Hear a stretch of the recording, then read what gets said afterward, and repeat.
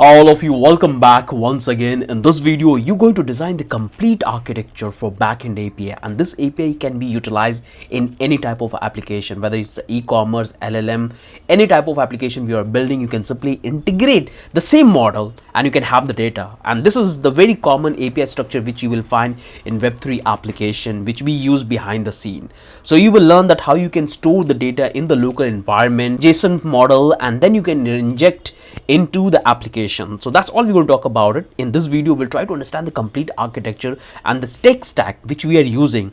We got an amazing response in the complete project which we have built, in which we have followed the template model from the local storage, writing the data in our getting the data from our own environment and injecting into our application. So it's a really powerful application which you can build, and it will help you to understand the complete API development if you're absolute beginner. So you will find that this is the complete architecture which I have. I'm going to explain every single step which we have included, and I got an amazing response in the API code. So make sure if you haven't followed it, start building it straight away. You will learn tons of things in this particular course. So I'll simply come back here in the architecture which we have designed for this particular backend API, and our architecture has multiple stacks, multiple model which we are using internally for reading the data, writing the data into our component and injecting in the application, including the template model. So this is the complete architecture we have for our full stack application, including the backend and the front end. So we have the system architecture. We need a browser where we can make the post, delete, write all the requests to our backend API. That's what we have. And when it's come to building a backend server, there are multiple models which you can include, but the most Node.js. It's a really powerful framework which help you to build backend application. It's really powerful and very compatible with different model, and it has a lot of good packages which you can use to simply have the data and design the entire architecture based on your requirement. So we're going to use the Node.js server for making all the HTTP requests to our backend API, and we're going to follow the route model. So we're going to have a couple of routing system for reading the data, overview, displaying all the product which we have in our database to the client side, getting the individual data, requesting for the information about that particular specific that specific product which we want to render. So multiple route we will have, and that's what we are highlighting as a overview, but it will have a details routing system which we're going to inject. All we have to do is to pass that based on the ID or based on the individual slug which we're going to create and pass into that. Okay, so we'll talk about it, and we're going to follow a template engine. It's a really powerful. There are multiple engine which you can use it, but as a complete beginner, I want you to understand that how template engine work, because it's easy to use any other framework to have the entire system, entire application up and running. But when you will build your own template engine, it's going to help you in the production and in a large scale application, because when you will start working in the company, then you have to develop every single thing from scratch. Like sometimes you're going to take the boilerplate, some of the component which you can integrate, but most of the time you have to customize more. So there I prefer to use the template engine, which helped me a lot. And whatever application I have built for the backend system, I definitely use some of the places as a template engine. So that's what I'm going to use. And we have the data layer. So we're going to follow multiple data sets. So we're going to have a couple of pages, and based on the pages, based on the section in our application in the backend endpoint, we're going to inject the data.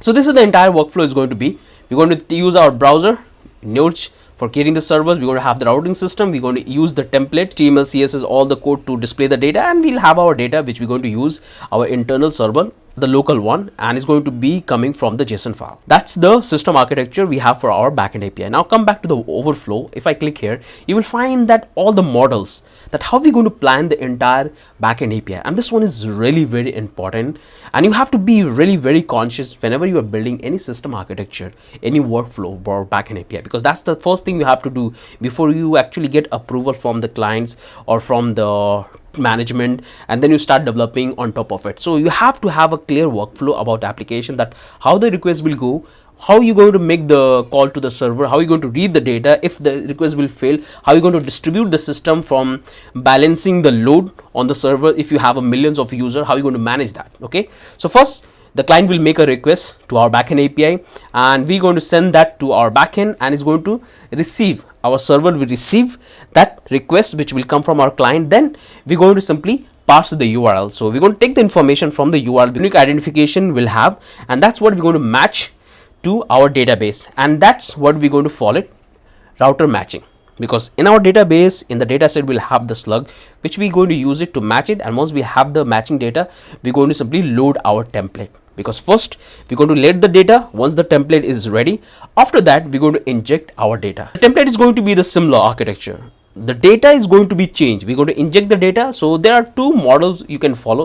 You can first load the data, or you can go with the template, but that's not the preferable one. You have to simply load the template first. Once you will have the template, then it would be easy for you to simply inject it. So that's the model we're going to follow it. So we already have the data which will come from the backend, and that's what we're going to follow it. Now come back to the, so replace placeholder, and this is the model which I'm using, because sometimes what happens, we're going to have sub menus, or like if user wants to go to backward to a different product or different category or different information product page, when he or she will do that, we're not going to load the template once again and render it, because in that scenario what we have to do, we have to simply change the data. The template is going to be there because the template is also coming from the backend, from our server. So we're not going to load the template. We're going to simply inject the data and replace the previous one, and then we're going to simply send the response. So this is the entire workflow. We're going to build it whenever we're going to get a request from our client. In short, you have to keep in mind, when the request will come for the very first time, the template will load, the data will load, and once the user will make another request for different product, this time we're not going to load the template. We're going to simply load the data and replace it in the component. So this one is very important. You will understand that how you can manage the load, the balance, and you're going to simply reduce the pressure on your backend server. Okay, so this is the workflow. You will find that this is the examples I have given. So this is going to be having the same parameter which we're going to play around with, but this workflow you have to keep in mind, and that's what we have followed extensively in this particular project. So make sure to follow it complete if you haven't followed it yet. Okay, so now this is the workflow. Now come back to the tech stack which we are using, which one is the most important thing, because I want you to understand and learn the latest tech stack which we have at the moment, which will help you to get into the company, because you can't use the old version. You can, because sometimes we have to focus on compatibility, because sometimes we have to focus on specific requirements, so we go and pick the tools and the tech stack accordingly, but I want you to follow the required one. So if I come back to the tech stack, you will find that these are the model we're going to use it, and you're going to learn extensively about each one of this package. Each one is this model. So the very first one we have is the Node.js, because it will help us to create our backend server. We're going to utilize it. Okay, so that's what we have. The next one we're going to use is HTTP protocol module. So we have to make all the requests to our backend, like post, delete, patch, and all of that models we have, that we're going to do it. So we're going to use this HTTP protocol. After that, we're going to use the FS model, because we have to read the data from our internal server. So some of the data will come from our internal server, some of the data will come from our remote location. So we're going to use the FS model, which is a combine of a Node.js, and it comes along with that. So that's what we're going to use it, FS model.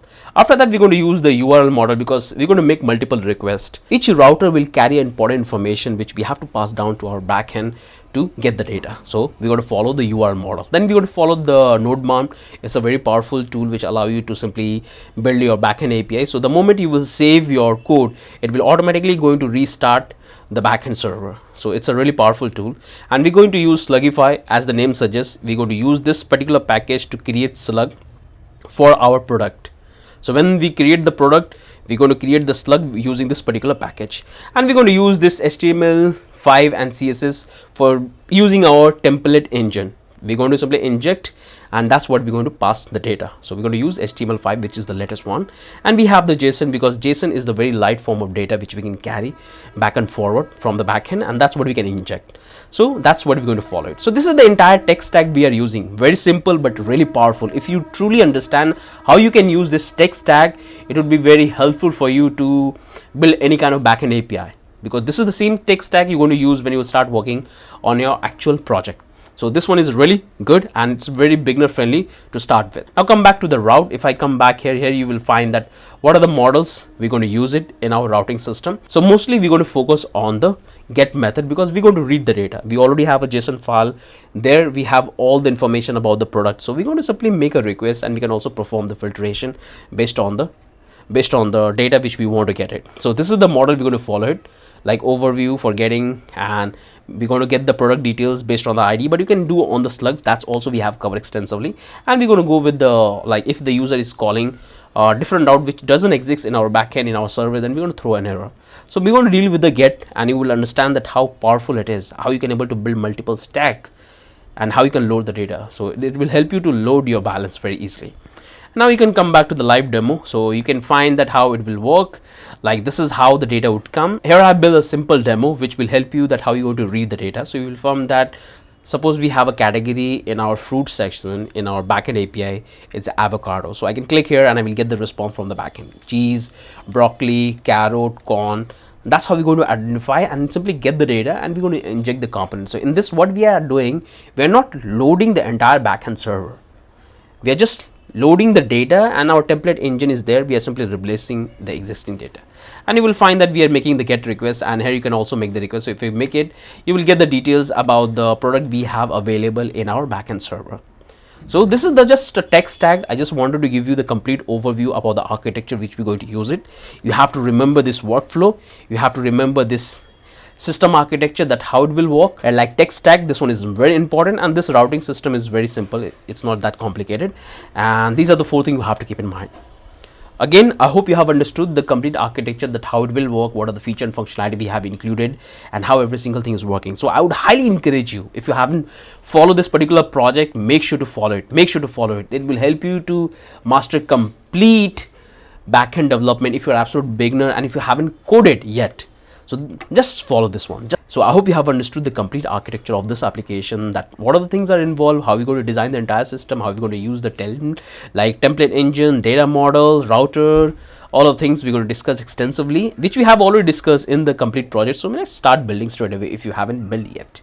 So that's the only thing I want to talk about it. If you have any question, any doubt, do let me in the comment section. I'll definitely try to help you in that. Have a wonderful day. Bye-bye.